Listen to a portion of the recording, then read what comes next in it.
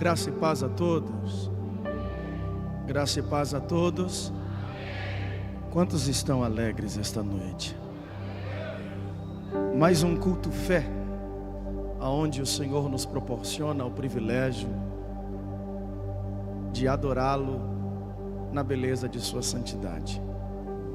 Já pudemos sentir a maneira multiforme de Deus agir através dos louvores. E agora é o momento inverso do culto.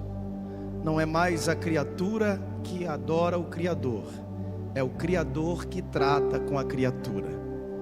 Me sinto honrado em estar aqui, diante deste altar, sob a liderança do nosso amigo, pastor Alexandre Almeida. Já nos conhecemos há algum tempo, não vou dizer quantos, não vão chamar nós de velhos, né? Mas já tem um tempo que nós o conhecemos e estamos muito alegres com o que Deus tem proporcionado em Mauá sobre a pessoa e liderança do pastor Alexandre Almeida. Você pode aplaudir a Jesus pela vida do pastor que Deus te deu?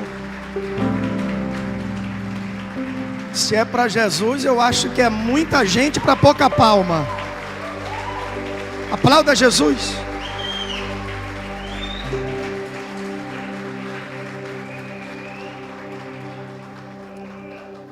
Queridos, eu quero que você, por favor, pegue a sua Bíblia. Evangelho segundo escreveu São João. Já que o senhor está sem blazer, eu vou ficar sem também, tá?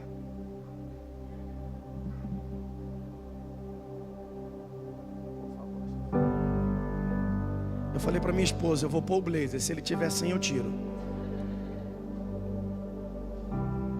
Queridos, Evangelho de João, capítulo de número 5.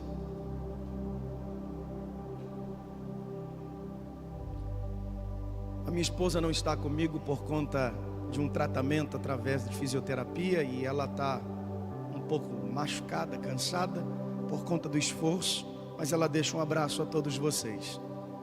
Capítulo 5 do Evangelho de João. Eu quero ler bem rápido 2 versos com vocês. Verso esse que está descrito no verso de número 6 e o verso de número 7. Você encontrou? Diga amém.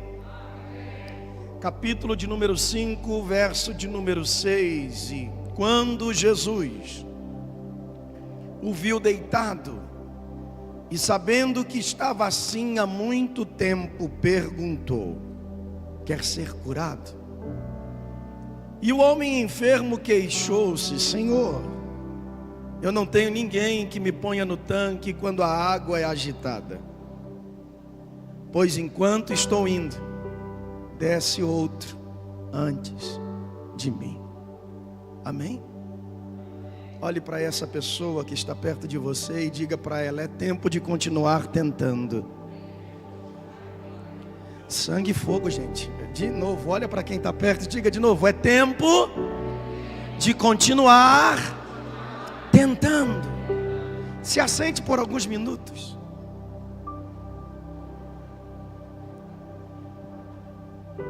Queridos irmãos, nós estamos em um dos períodos mais difíceis da Igreja de Deus nesses últimos tempos. Eu estava fazendo uma pesquisa e, diante do que havia pesquisado, nessa última década não se formou, ou melhor, nessa última década se formou mais psicólogos do que muitos anos atrás. Porque hoje nós estamos lidando com um dos sentimentos mais acessíveis pela humanidade, chamada desistência. Quem nunca ouviu ou conhece alguém que já desistiu de algo ou de alguma situação por conta de um problema, por conta de uma palavra, por conta da sua condição financeira, por conta de um tempo que aos seus olhos não coopera? Mas o que me chama a atenção, pastor Alexandre, no texto, é a verbalização de João dizendo: e todas as vezes que eu continuo tentando, desce outro antes de mim. Quantas pessoas nesta pandemia não desistiram? Quantas pessoas não abriram mão da sua chamada, da sua vocação, de suas famílias, por conta das adversidades propostas pela vida ao longo do dia a dia? Não é porque eu sirvo a Cristo que eu estou autoimune a problemas. Às vezes entendemos de forma equivocada o texto onde Jesus diz: no mundo tereis aflições, mas tem de bom ânimo, eu venci o mundo. Aí, para ficar mais bonito, a gente quer dar uma repaginada, põe uma vírgula e diz: e vós vencereis também. Esse homem está num ambiente completamente desfavorável para ele, porque ao longo de 38 anos ele vê dar certo para todo mundo, menos para ele. Mas ele não sai daquele lugar. A gente não tem oportunidade, desiste de igreja, troca de lugar, troca de amigo, troca de tudo. Ele permaneceu 38 anos em um lugar que dava certo para todo mundo, menos para ele. Mas ele estava dizendo: eu estou tentando. E nesse culto fé eu vim trazer essa mensagem ao coração de alguém. E pode ser que eu me desloquei da zona leste de São Paulo para falar com uma pessoa essa noite. E a palavra de Deus para alguém é: ainda que pareça impossível o acesso à vitória que você espera, Deus te traz para a Avenida da Saudade nessa noite para dizer: continue tentando, eu estou te vendo. Você consegue imaginar um Jesus que sabia que ele estava assim há muito tempo? Jesus não sabia que ele estava assim há muito tempo por conta de sua onisciência. Jesus sabia que ele estava assim há muito tempo porque Jesus, desde os 9 anos de idade, sobe a Jerusalém para as festas anuais. Então todas as vezes, pastor Alexandre, que Jesus subia as escadas que dava para o templo em Jerusalém, Jesus passava pela porta do tanque, olhava para dentro e lá estava ele. Quantos amigos depois da pandemia não estão mais na igreja? Quantas pessoas se perderam por não saberem lidar com o dia mau? E esse homem está no mesmo lugar há 38 anos dizendo: se está dando certo para ele, a minha hora vai chegar. Jesus entra no tanque exclusivamente em um dia que não era dia de cura, em um dia a ser riscado do calendário para quem ali estava, porque no sábado não descia anjo, não tinha movimento de águas. Mas eu não me atento a isso, porque para mim o anjo aqui é um fator secundário. O que me chama a atenção no texto é João dizer: ele está há 38 anos vendo dar certo para todo mundo, menos para ele, mas ele não arredou o pé até a sua vida mudar. É por isso que nessa noite Deus está dizendo a você: chegou até aqui, 10 meses de um ano difícil, desistir agora? Continue tentando. Porque Cantares de Salomão, no capítulo 2, versículo 11 diz: o inverno passou, a chuva foi embora, a primavera veio, as flores aparecem e o tempo de cantar chegou. Esse homem está há 38 anos esperando a sua hora. E num determinado dia, que ele sabia que não teria jeito de mudar, ele recebe uma visita que não se apresenta, mas que entra no tanque e vai exclusivamente aonde ele está. Agora vem cá, vamos espiritualizar o trem. Você consegue imaginar Jesus Cristo vir na Avenida da Saudade hoje só por sua causa? A irmã entendeu aqui na frente, eu vou dizer de novo. Você tem ideia do que é Deus parar o céu e dizer: hoje não tem anjo, hoje não tem agitação de água, mas hoje tem Jesus no ambiente. Se você tem fé para crer, amém. Se não tem, vai pela minha. Essa é a noite que o céu está de folga, porque quem governa o céu desceu aqui e está sondando o meu e o seu coração. Há uma presença que nos envolve esse lugar. Só que o mais interessante de tudo é que Jesus entrou no tanque. Repita comigo, ele entrou no tanque. Imagina você comigo, tecladista, seu nome. Imagina, irmão Elias, Jesus entrar no tanque. E o mais interessante, pastor Alexandre, que Jesus estava em ascensão ministerial. E quando Jesus está em ascensão ministerial, quer dizer, todo mundo sabe quem ele é. Sabe quando você abre o seu Instagram, ou o seu WhatsApp, ou o seu X, que agora liberaram de novo, e lá você vê aquela mesma pessoa em todos os cartazes das festas importantes das grandes igrejas. Jesus era a bola da vez. Todo mundo sabia quem ele era. Só que o porteiro do tanque não notou Jesus entrar. E aqui está uma luz de alerta para a igreja. Quando perdemos Jesus de vista, corremos o grande risco de estar com ele no mesmo ambiente e não podermos senti-lo. Porque a pergunta que não quer calar nessa noite é: qual é a sua motivação em estar aqui essa noite? Na década de 90, quando eu conheci Jesus, eu aprendi uma musiquinha entre uma oportunidade e outra, e que nós cantávamos entre o intervalo da mocidade e o departamento de senhoras da igreja. E nós cantávamos: o que você veio fazer aqui? A igreja respondia: eu vim adorar a Deus. Adoração é a chave que o ser humano tem na mão para abrir o céu e fazê-lo ficar baixinho perto dele. E esse moço está há 38 anos esperando. E Jesus entrou lá só por causa dele.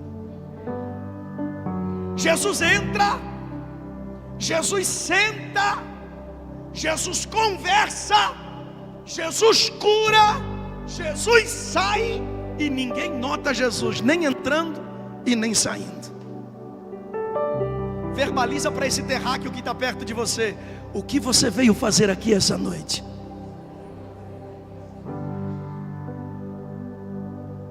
Você consegue entender? Quando Jesus não é mais a minha motivação prioritária, quando Jesus não é mais a minha prioridade, eu corro um grande risco de cruzar com ele no meio do caminho e perdê-lo de vista ou deixá-lo desapercebido. O porteiro passou por Jesus, Jesus passou por ele, mas Jesus não foi notado.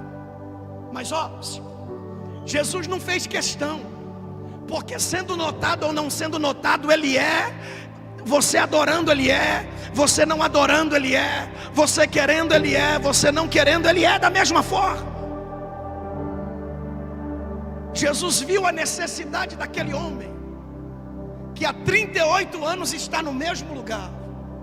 Jesus passou ali no mínimo 24 vezes.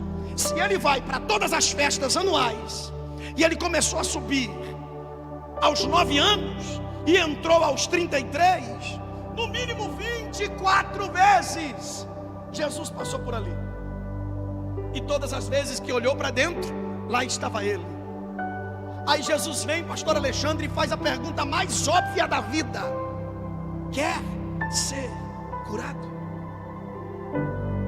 Se está todo mundo no mesmo lugar, querendo a mesma coisa, que é mudar de vida, como diz minha mãe, perguntar se quer ser curado é chover no molhado, sim ou não? Então por que Jesus perguntou? Porque dependendo da resposta, Jesus sabe qual é o remédio que ele aplica. Eu vou dizer mais uma vez: dependendo da sua resposta, ele sabe qual é o remédio que ele aplica. Quando Jesus pergunta: quer ser curado? Ele diz: eu estou tentando. Ele não se vitimiza, ele não se sente inferior porque para ele não deu certo. Ele verbaliza: eu estou tentando. Jesus disse: opa, Ele podia estar inerte, só dizendo que está esperando a morte chegar. Não, mas ele tem prospecção de vida. Ele não quer morrer desse jeito. Ele não se entregou para o problema. Vem cá, a psicologia vai dizer, e eu não tenho propriedade para falar, mas a psicologia diz que a mente curada produz vida ao corpo, mas uma mente enferma paralisa o corpo. Ele está com o corpo paralisado, mas a mente quer cura. Aleluia! Eu vou dizer de novo: o corpo está inerte, mas a mente está dizendo, está chegando a hora. Alguém já levantou a mão para receber? Eu vou dizer de novo: as pernas estão paralisadas, o estado físico é deplorável, mas a mente está dizendo, eu não nasci para morrer desse jeito. Se eu estou aqui até agora, mais hora menos hora, eu vou mudar de vida. Se prepara, aplauda Jesus, pode ser hoje.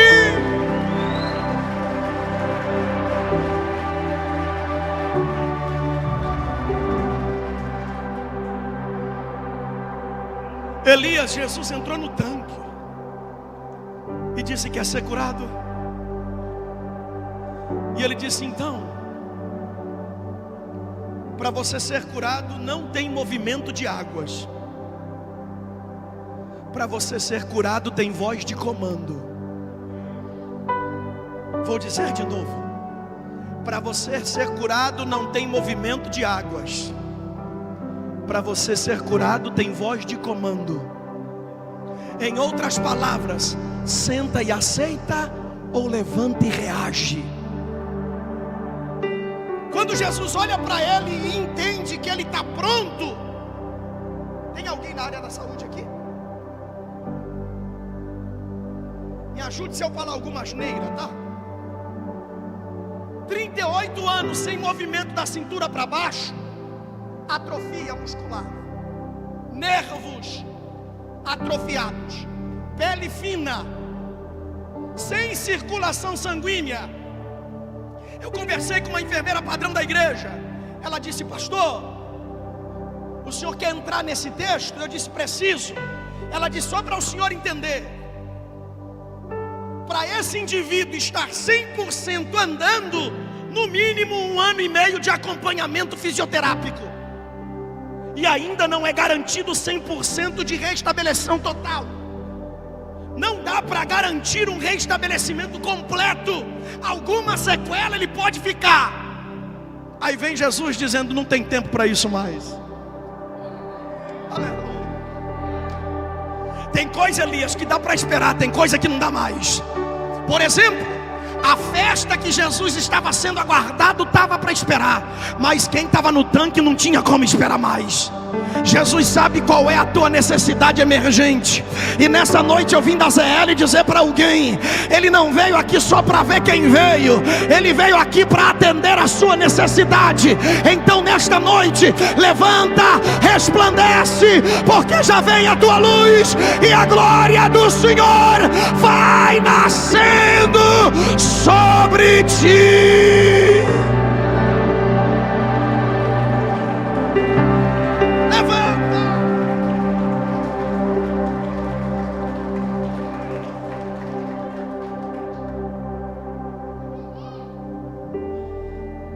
Isso aí, filho. Eu faço isso com meu filho também. Se ninguém dá glória é você, que no final o papai conversa. E o interessante é que a primeira coisa que Jesus fala para ele é: levanta. Posso andar? Posso?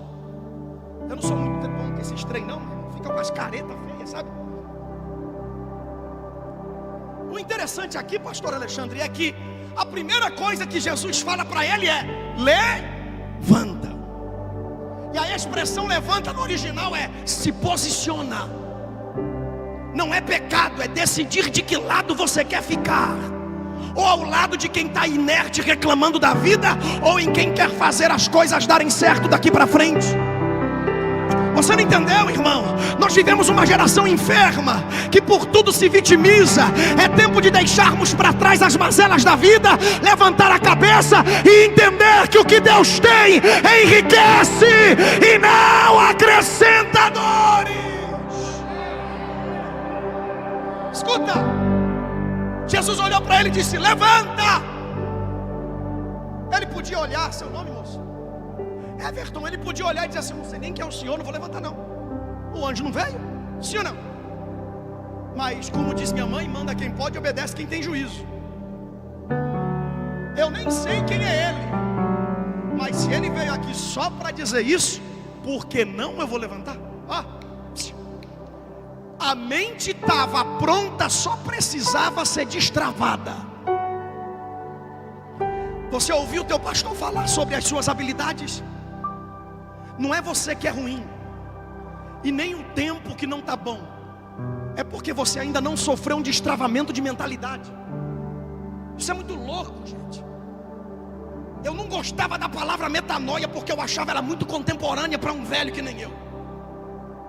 Só que Paulo vai dizer assim no capítulo 12, de versículo 1 e 2 de Romanos: rogo-vos, meus irmãos, que apresentei o vosso corpo como sacrifício santo e verdadeiro e agradável, que é o vosso culto racional. Mas não conformeis com este século, mas transformai-vos pela renovação da vossa mente, para que experimenteis a boa, perfeita e agradável vontade de Deus. Estimula esse terráqueo e diz: destrava essa mente em nome de Jesus. Pega na mão dele e diz assim: você nasceu para dar certo. Escuta, isso aqui não é autoajuda não, isso é Bíblia. Deus te fez gerado para dar certo, mas existem as adversidades, pregador. Sim, mas o que Deus tem, Provérbios 10, 22, enriquece e não acrescenta dor. Eu amo esse Jesus, porque, irmãos, às vezes a nossa mente é muito boa, só precisa de um empurrãozinho. Consegue entender isso? E dependendo do que você ouve e a sua mente absorve, você trava. Minha esposa é universitária e ela ficou doente há 2 meses e meio atrás. Ela percebeu um inchaço nessa região dos linfonodos. Levei ela ao hospital. Fiquei dentro do carro com os bacuri e ela entrou. E quando ela volta aos prantos. Eu disse: o que foi, mulher? Você entrou plena e voltou destruída. Ela disse: porque a médica acabou de dizer que eu tenho câncer. Aquela palavra não só entrou na mente da minha esposa para o que é ruim, como desenvolveu na minha esposa a TAG, transtorno de ansiedade generalizada, a ponto de eu não conseguir pregar por 10, 15 dias, por medo dela cortar a tela do apartamento e pular, porque era o que ela ouvia na mente. Na minha época de novo convertido, eu tratava isso como demônio. Chamava os obreiros da igreja, óleo na cabeça e expulsava um demônio que não existia. Era assim que nós tratávamos, porque a cultura nos dizia assim. Mas quando a gente vai a entender, nós vamos ler a Bíblia, nós vamos entender que somos um ser tricotômico, dotado de corpo, alma e espírito, e às vezes os 3 estão desordenados e precisam ser alinhados de novo. A minha esposa começou a tomar ansiolítico, remédios profundos que só levavam ela a dormir, mas quando acordava, taquicardia, pressão alta e crise de ansiedade. A minha esposa não parava em pé. Eu estou falando de 3, 4 meses atrás. Ela tinha vergonha de ir para o culto, porque ela não conseguia ficar em pé, senão ela caía. Quando não, ela ficava trancada dentro do carro e dizia: não estou aqui porque eu não quero que ninguém venha me cumprimentar. Eu estou com a saúde mental abalada, eu estou destruída. E a ordem de Deus para mim é: só ore. Tem fé? Só ore. Foram dias difíceis. Todos os tipos de exame que você imaginar, minha esposa fez. Com um bocado de especialista ela passou. O único que eu não permiti ela passar foi com psiquiatra, mas o restante ela passou com todos. Neurocirurgião para ver se ela tinha algum tumor na cabeça, porque isso começou a abalar tanto o corpo dela que ela começou a sentir dor em tudo. O poder de uma mente fragilizada. Até que pegamos todos os laudos, não abrimos nenhum porque ela não queria ler, com medo do que poderia estar escrito.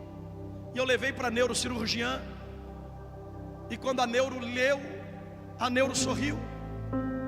E ela olhou para a neuro e disse: doutora, por que a senhora está sorrindo? E ela disse: porque o seu cérebro está limpo. Você não tem câncer. E ela disse: o que eu tenho? Ele disse: duas coisas. Primeiro, você está com desconforto na coluna, e algumas sessões de fisioterapia vai fazer você voltar a ter a flexibilidade que você não tem por conta de amamentar o Noah. E a segunda, para de tomar todos esses remédios, porque senão aí sim você vai entrar num problema grave. Escuta, passou uma semana, minha esposa voltou a ter sintomas de crise de ansiedade. Ela olhou para mim e disse: tem alguma coisa errada? Eu disse: não tem. Eu falei: lembra de Paulo? Paulo disse: Deus arranca. E o Senhor disse: não, aprenda a conviver. E ela disse: o que eu tenho que fazer? Eu disse: você não tem os resultados dos exames? Ela disse: tem. Leia em voz alta todos os dias, para que a sua mente possa entender o que você está lendo. 1 mês e meio já se passou, e ela já não tem mais nenhuma crise de ansiedade. Por quê? Porque é tempo de vivermos um novo destravamento espiritual. Você pode, você consegue, só se permita. Aí agora é Everton, né? Aí agora é Everton. Ele está de pé, ele está. Só que agora ele está de pé, e Jesus manda ele ter uma coisa, manda ele fazer uma coisa muito maluca. Jesus manda ele pegar a cama. Irmão, 38 anos paralisado, sem movimento, sem força nas pernas. Aí vem Jesus e diz assim: pega a cama. Porque no mundo espiritual a única bênção que não requer preço algum é o amor. Todo o restante tem um preço a ser pago. Acabou glória? Eu vou dizer de novo. No mundo espiritual a única bênção que não requer preço é o amor, porque Ele amou o mundo de tal maneira. E o restante, existe um preço a ser pago. E Deus falou para ele: quer que eu te abençoe? Se esforce, pega a cama. Aí ele põe a cama no ombro, Everton, e ele está saindo. Lembra do obreiro que não viu Jesus entrar e nem o obreiro, Jesus sair? O obreiro agora quer aparecer na cena dizendo assim: você não pode, não te é lícito carregar a cama hoje. Hoje o anjo não vem. Hoje não tem movimento das águas. Em outras partes, em outras palavras, ele está dizendo assim: ó, hoje não teve nada estratosférico. Como diz o carioca, não teve nenhum evento mega blaster, top da galáxia, para você ser curado. Aí o rei James vai dizer assim, na versão rei James: quem me curou me assegura. Deixa eu perguntar aqui, quem tem carro, levante a mão. Não vou pedir de oferta não, por favor. Quem tem carro, levante a mão. Se quiser ofertar para a igreja, fique à vontade, mas não traga com carnê não, paga tudo primeiro. Que aí não é oferta, é presente de grego. Levante a mão. Tem seguro o seu carro? Levante a mão. Já leu toda a pólice, pastor? Só que o senhor sabe que o seu seguro lhe dá cobertura, sim ou não? Então a gente descansa, é assim ou não é? Lá onde eu moro tem um casal de crente, que eles têm aquele Civic Boomerang, sabe? Bonitão, 130 mingau, lindo. Você senta no carro, só falta falar aleluia. Chique demais. Bonitão, pretão, lacrado no G5. E às vezes eu chego de madrugada de algum lugar com a minha esposa, ou de um culto à noite, e eu vejo o carro parado lá fora. Eu disse: meu Deus do céu, esse cara é doido. 140 mangos, o carro desse aqui na rua. Ela virou para mim e falou assim: tem seguro, meu filho, fica tranquilo. Se alguém fizer alguma coisa, o seguro paga. E não pergunte da franquia não, porque se ele tem esse carro, ele tem dinheiro para pagar a franquia. Aí eu pude entender isso aqui. Quando ele diz: quem me curou me assegura, diácono, ele está dizendo assim, ó: quem me curou já me deu garantia que qualquer coisa após a cura não tem valia para me parar de novo. Levante a mão, pelo amor de Jesus. Esse é o culto que Deus está te habilitando a reagir. Ainda que exista alguém tentando lhe paralisar, quem começou em mim a boa obra é fiel e justo para aperfeiçoá-la em Cristo Jesus. Tem alguém na Lagoinha Mauá que acredita? Abra a boca, é tempo de continuar tentando.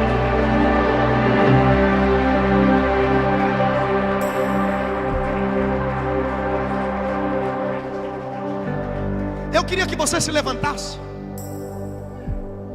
Eu vou terminar no horário, senão eu não volto, né, gente? Meu pastor me ensinou, ó: quando for te dado um tempo, termina antes do horário, senão você não volta nunca mais. E se botar o povo de pé, não segura 40 minutos não, senão você não volta também. Eu queria fazer uma oração, posso? Eu queria habilitar você nessa noite. Irmão, eu sou cheio de falhas como você, mas Deus me trouxe aqui para dizer para alguém: hoje é tempo de você olhar para si mesmo e valorizar quem você é. Mas evangelista, tem alguém dizendo que eu não posso. Quem te assegura te garante.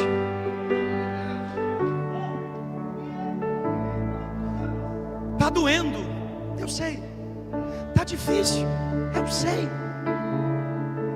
Mas parou para pensar que nem a dor e nem a dificuldade conseguiram te prender em casa? Olha você aqui hoje. Porque aquilo que permuta para te parar nunca será mais forte do que aquele que te ama, aquele que te fortalece para chegar aqui. Então eu preciso orar por alguém. Orar por quem? Por você que precisa tentar. Eu tive um amigo que dorme no Senhor porque a Covid levou ele. Apóstolo Silas, da Igreja Povo de Deus em Santo André. Um senhor que me ensinou muito. E um certo dia, conversando com ele, ele disse: Elson, eu tenho um testemunho para te contar que vai servir para a tua vida toda. Eu tinha 17 para 18 anos quando ele contou isso para mim. Tenho 38 hoje. Ele disse: um dia eu acordei 4h15 da manhã. E o Espírito Santo disse: pega todos os seus documentos, põe na pasta e vai para a porta da Ford, porque hoje você sai de lá empregado. Ele acordou a esposa, ela fez um café para ele e ele foi para a porta da Ford. Entrou numa fila gigantesca. Quando ele chegou na frente do rapaz que estava botando o povo para dentro para fazer a prova, o rapaz olhou para ele e disse: o senhor não se enquadra no perfil, pode ir embora. Quando ele está saindo, ele ouve uma voz dizendo: volta para a fila. Ele disse que na hora que ele ouviu a voz dizendo volta para a fila, ele disse: não é possível, o inimigo está tomando conta da minha mente. Eu não consigo acreditar que é Deus que está falando comigo, volta para a fila. E ele voltou para a fila e o povo foi andando, ele foi andando. Quando ele chegou, o rapaz olhou para ele e disse: eu já não disse para o senhor que o senhor não se encaixa no perfil? Ele disse que ele fechou a pasta, a lágrima desceu, ele achou ser espiritualizado demais, e ele disse que mais uma vez ele ouviu uma voz dizendo: volta para a fila. A igreja dele fica ali próximo do cemitério do Curuçá, na rua Lombroso. Hoje é a filha dele que dirige lá, a bispa Samira, e o apóstolo Reginaldo. Ele disse que pela quarta vez ele voltou para a fila, pastor Alexandre, e já era quase meio-dia. O rapaz que estava chamando o povo para dentro foi almoçar, e colocaram uma estagiária na porta. A estagiária olhou para ele e disse: o senhor não se enquadra no perfil, mas tem uma vaga para fazer a prova, o senhor quer tentar? Segura. 35 anos de ferramentaria, aposentou lá dentro, porque ele não deixou o não ser maior do que aquele que mandou voltar para a fila. Pode ser que você esteja aqui desde quando a igreja começou, e alguém que chegou ontem já foi mais sucedido do que você. Deus está dizendo para alguém: volta para a fila. Faz 4 anos, essa semana a igreja comemorou festa. Eu vi um monte de gente testemunhar e a minha bênção não vem. Continua na fila, porque Jesus está subindo as escadas, está te vendo todos os dias. E pode ter certeza que o dia que ele entrou naquele tanque para mudar aquele homem, a história daquele lugar nunca mais foi a mesma. E eu profetizo, pode ser que hoje a tua história mude a ponto de nunca mais ser a mesma.